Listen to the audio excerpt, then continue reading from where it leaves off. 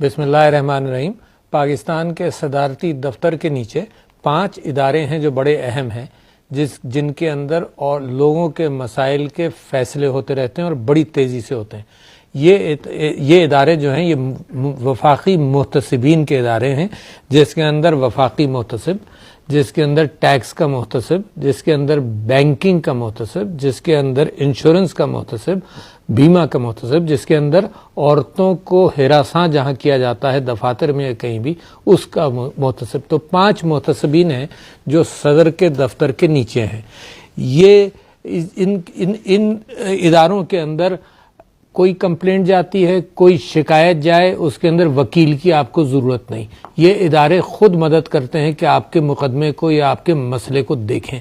उसके अंदर यानी फेडरेशन के वफाक के जितने इदारे हैं सब इन मुहतसिबीन के नीचे आते हैं, चाहे